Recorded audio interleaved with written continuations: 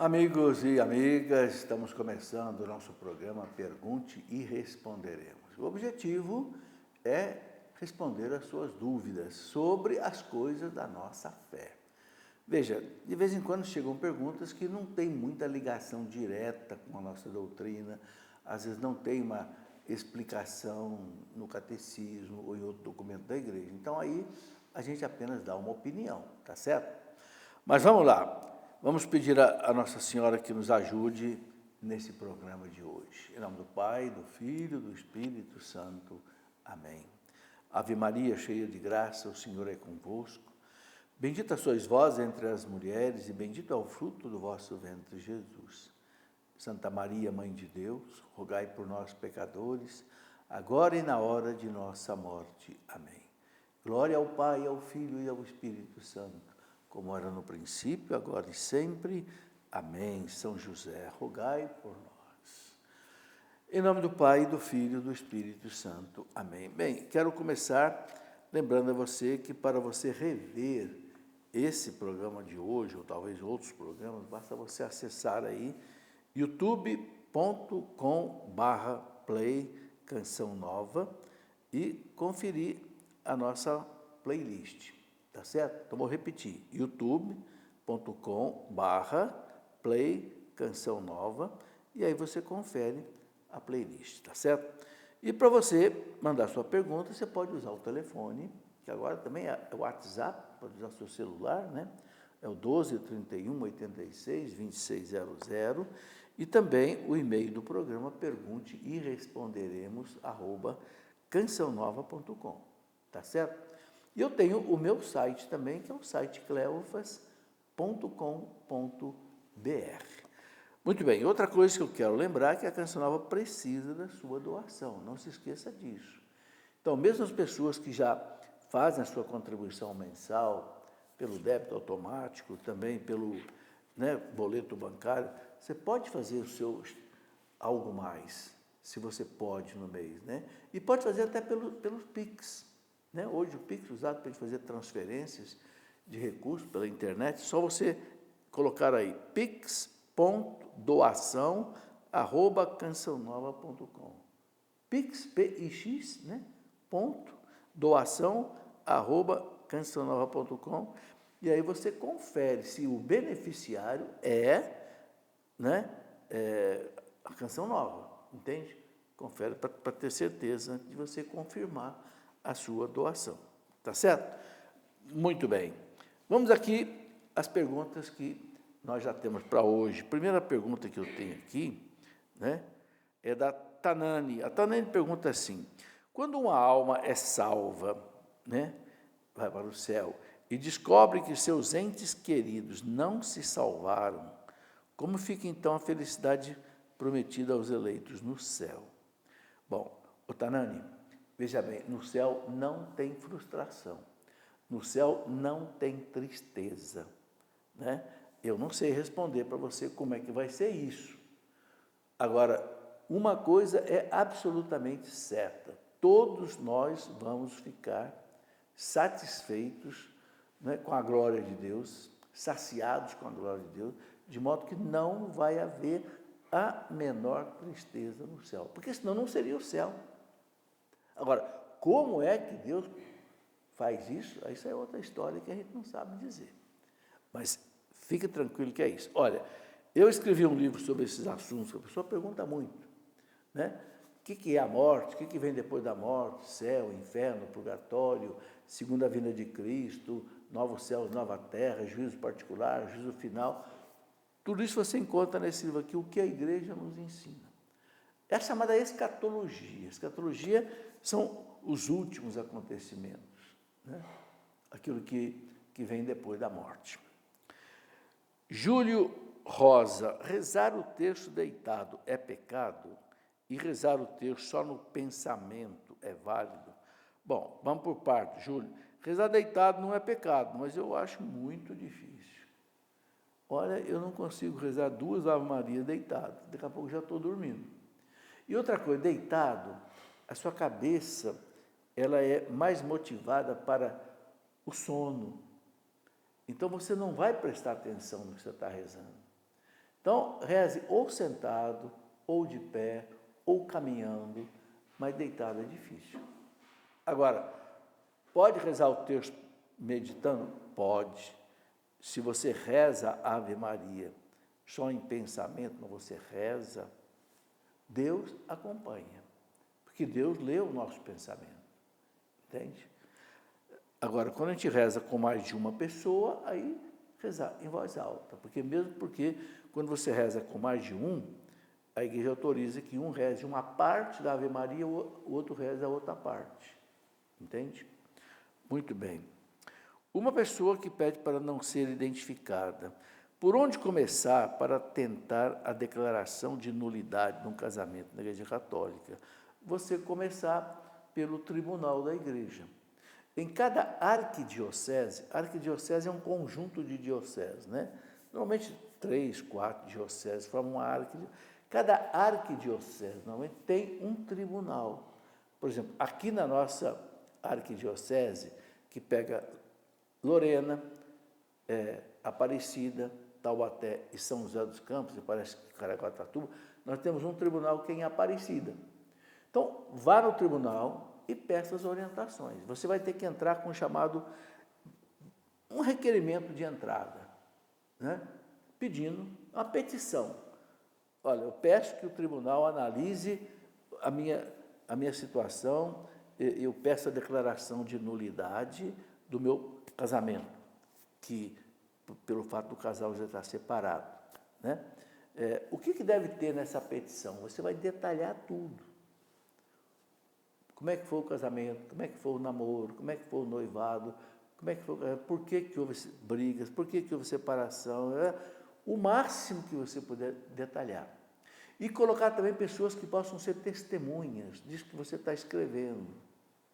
E você coloca o nome das pessoas, o endereço, o WhatsApp, tudo que você puder, porque o tribunal vai chamar essas pessoas. Agora, lá no tribunal, você também vai ser orientada. Vai ter uma pessoa no tribunal que vai te orientar também, entendeu? Então, começa por aí, tá certo? E vai em frente. Eu coloquei num livro que eu chamei de Problemas no Casamento. Esse livro, eu coloco ali como é que faz para a gente começar um processo de declaração de nulidade. Pergunta da Vera Lúcia: o que fazer quando queremos batizar os filhos na Igreja Católica e não temos padrinhos que preencham os pré-requisitos para o mesmo?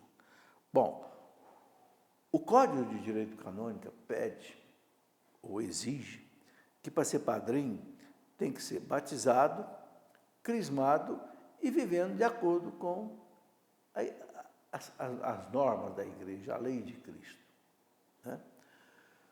Se você não encontra ninguém na sua família, procure alguém, algum amigo. Quem sabe no grupo de oração que você frequenta, na paróquia que você frequenta, peça ajuda para o pároco, entende? O que não pode é deixar a criança sem batizar. Isso, o Catecismo da Igreja pede no parágrafo 1250 que os pais batizem a criança logo, para livrá-la das trevas. O Catecismo usa essa expressão.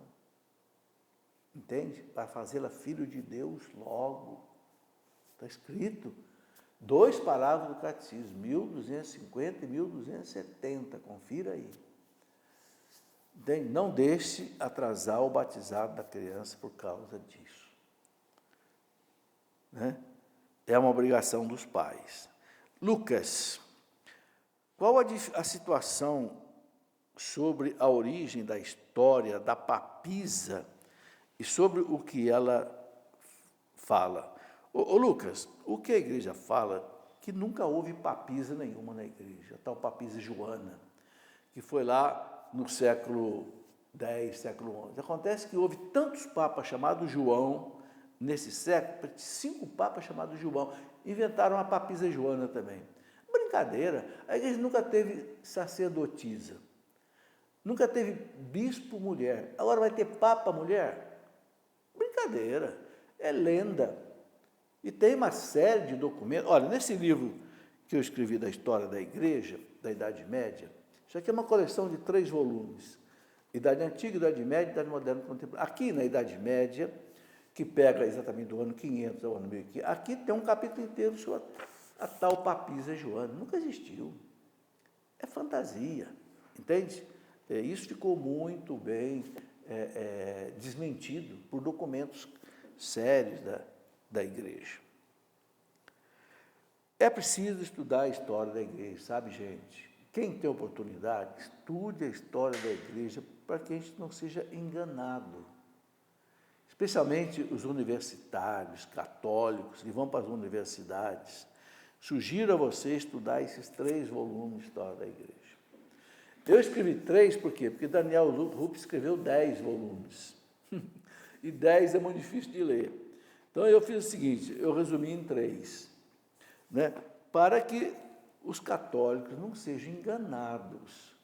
Eu escrevi um outro livro que eu chamei de Calúnias e Lendas sobre a Igreja Católica. Tem muita mentira sobre a igreja. Tem mentira sobre Galileu Galilei. Se você perguntar para um jovem universitário, quem foi Galileu Galilei? Ah, o Galileu, aquele cara que morreu queimado na Inquisição. Que morreu queimado? O Galileu morreu numa cama, recebeu todo o sacramento da igreja. Mas é tanta mentira. Mentira sobre as cruzadas, sobre Galileu Galilei, sobre a Inquisição, sobre Savonarola, sobre Giordano Bruni, sabe? Quer dizer, é fácil dizer o seguinte, a culpa é da igreja, pá. E só bate na igreja. Não mostra as coisas bonitas da igreja. Por isso que eu escrevi um outro livro que eu chamei de Uma História que Não É Contada. O que é esse livro? Contar as coisas maravilhosas que a igreja fez, que não conta. Não conta que foi a igreja que fundou as universidades no mundo inteiro.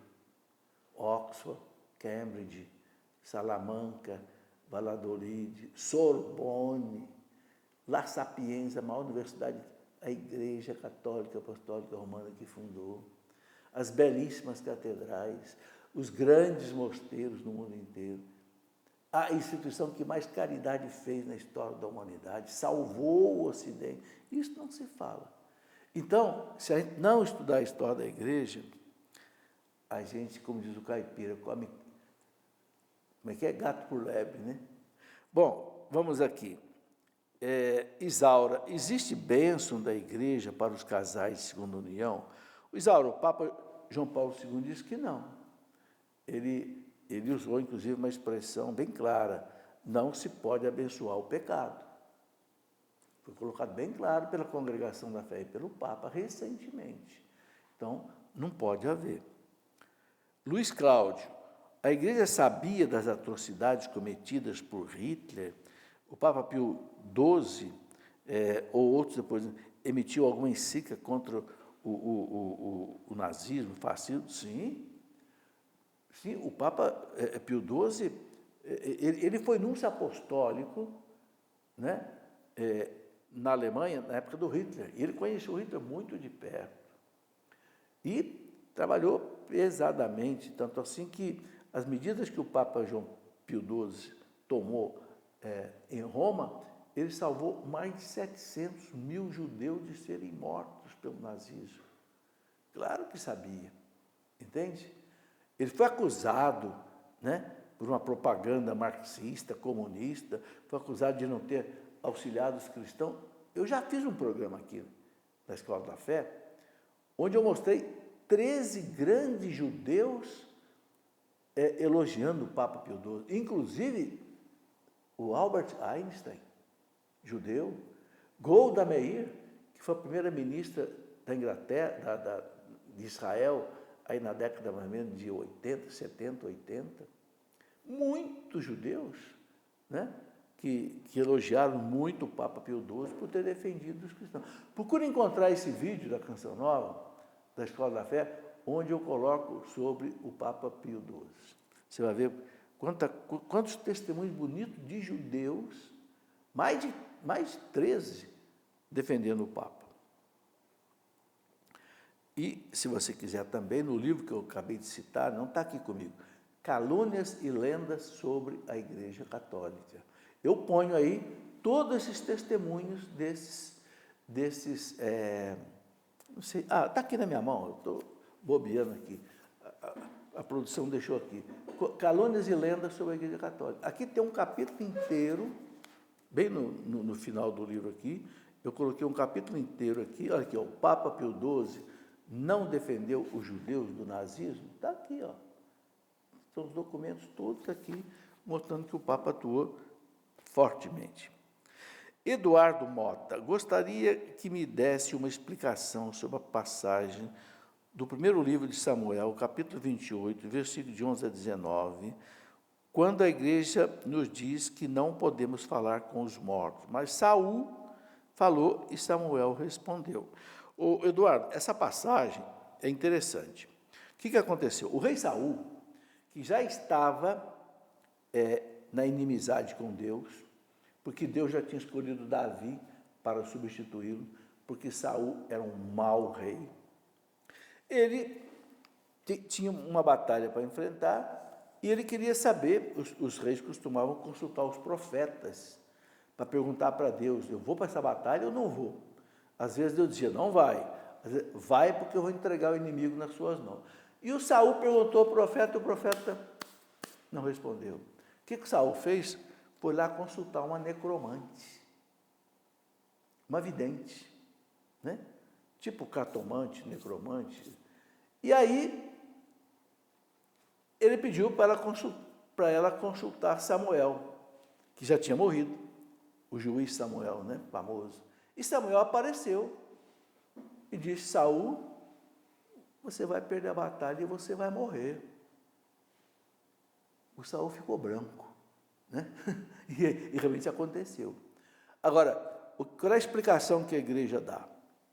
A expressão que a igreja dá é o seguinte, primeiro, Saul fez uma coisa errada, tanto assim que depois no livro das Crônicas, 1 Crônicas 10, está escrito lá que Saul morreu de castigo por ter consultado a necromante. Então, Saul fez uma coisa errada, por isso a igreja proíbe isso. Segundo, por que Samuel apareceu?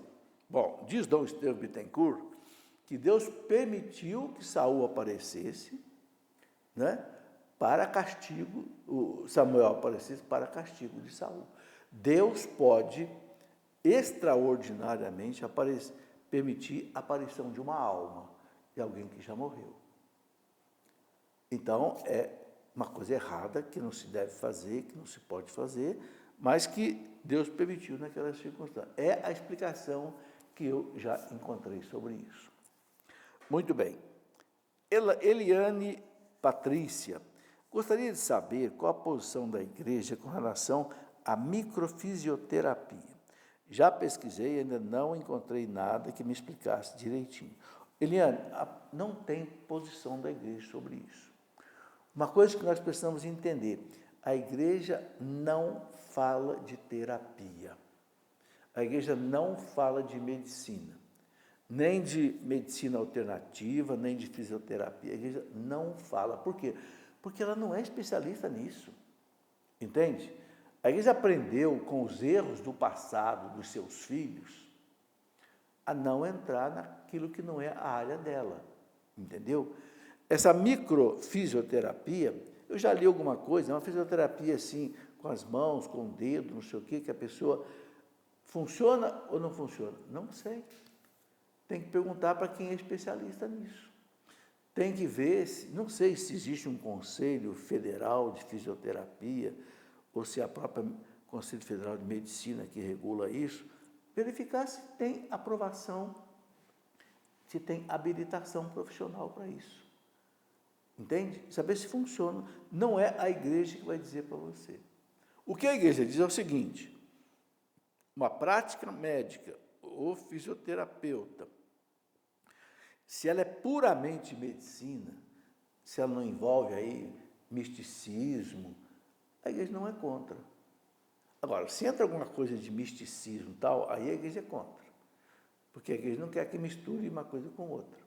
Né? Esoterismo com prática médica. Se a prática médica pura, a igreja ela acompanha os conselhos, né, adequados de cada profissão. Eunice, gostaria de um esclarecimento. É lícito ajoelhar diante de uma imagem, mesmo sendo de Maria? É lícito. Quantas vezes eu acho que você já viu o Papa ajoelhado diante da imagem de Nossa Senhora? Ah, mas então ele está adorando Nossa Senhora? Não. Olha aqui, tem esse livrinho aqui que eu escrevi, Porque os Católicos Veneram Imagens. Esse livrinho explica tudo. Aqui, nesse programa, eu não tenho tempo de explicar tudo, né? Veja, o fato de você se ajoelhar diante de uma imagem não quer dizer que você está adorando Nossa Senhora. Não, você está ajoelhando para rezar. Rezar junto com ela. Pedir a intercessão, simplesmente isso. Adorar, gente, nós temos que entender que é uma coisa de foro íntimo. Não é alguma coisa simplesmente externa. Eu adoro quem o meu coração quer adorar. A gente não ajoelha diante da imagem de Nossa Senhora para adorar Nossa Senhora, para adorar a Deus. Pedir a intercessão dela é diferente, entendeu? E Deus não proíbe fazer imagem. Nós temos que repetir isso aqui muitas vezes. Tanto assim que, quando Deus mandou Moisés fazer a Arca da Aliança, em cima do propiciatório, que é aquela tampa da Arca da Aliança, onde o sacerdote realizava os sacrifícios de sangue, né? O que Deus mandou Moisés colocar? A imagem de 2 querubins. Ora, como é que Deus proíbe imagem e manda Moisés fazer a imagem de 2 querubins? No templo de Salomão estava cheio de imagens nas cortinas do templo e outras coisas. O que Deus então proíbe? Fazer imagem de ídolos. Acontece que nossas imagens não são ídolos, são pessoas humanas que morreram e estão em Deus. E a imagem lembra para nós 3 coisas. Primeiro, aquela pessoa é modelo de vida, eu devo imitar a sua vida, porque ela é santa. Segundo, porque ela intercede por mim no céu. Terceiro, porque todo louvor que ela recebe, quem recebe é Deus, porque ela é santa por obra e graça de Deus. É isso aí. Uma pessoa que pede para não ser identificada. Bom, é o tipo da pergunta que, aliás, que eu digo que não está muito ligado com a religião, diretamente. Quando estou ao lado da minha namorada, sinto-me conectado com Deus. Não sei explicar. Parece que já nos conhecemos há muito tempo. Como o catolicismo explica uma ligação tão forte entre 2 seres, algo que conecta a alma de um com o outro? Olha, eu acho que você está apaixonado por essa pessoa. Eu acho que não é questão divina ou não divina, não. Quando uma pessoa está apaixonada pela outra, a outra parece um Deus. Tudo que o outro quer, você quer também. A pessoa é feia, você acha bonita, a pessoa você acha bom, a pessoa, entendeu? Eu acho, fica tranquilo. Em todo caso, eu vou recomendar para você ler esse livro aqui, ó, Namoro. Você está falando que é um namoro, né? Lê esse livro aqui, o Namoro. O que é importante no namoro, entende? Mas o que eu acho mesmo é que, não sei, posso estar errado, mas eu acho que você está apaixonado por essa pessoa, né? Pergunta do Dei Silva: será que mesmo sendo tão pecadora, minha oração de intercessão tem valor? Tem. Claro que tem valor, né? Deus sabe que nós somos todos, sabe, se a gente for olhar para o nosso pecado e não rezar por causa dele, ninguém vai rezar. Eu acho que só meia dúzia de santos no mundo que vai rezar. Quem é que não tem pecado? Quem é que não precisa se confessar? Sabe? Então, é uma tentação a gente pensar assim: eu sou pecador, então eu não posso pregar. Eu sou pecador, então eu não posso ser catequista. Eu sou pecador, então eu não posso... Claro que tem que fazer assim, entendeu? E quanto mais pecador a gente é, mais a gente tem que rezar, para se tornar menos pecador. Está aqui um livrinho, ó, que a produção deixou aqui, a importância da oração.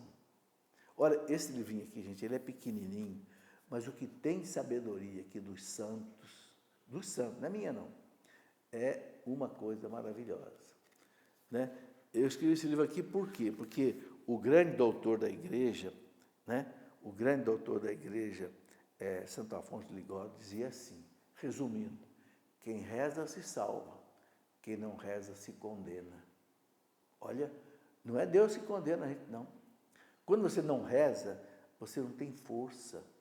Você não tendo força, você mergulha no pecado, na miséria. Então, quem reza se salva, tem força. Quem não reza, se condena. Entendeu? Então, quanto mais pecador a gente se sente, mais a gente precisa rezar. E outra coisa, quanto mais você trabalha para Deus, mais você precisa rezar. Porque mais o demônio fica no seu pé. O demônio não está preocupado com quem não faz nada no reino de Deus. Esse aí ele já anulou. Agora, aquele que está trabalhando para o reino de Deus, esse ele quer prejudicar. Então, é a oração que nos protege. Muito bem, meus amigos, chegamos ao final hoje do nosso programa. Um grande abraço a todos vocês, que Deus abençoe. Até o nosso próximo programa, se Deus quiser.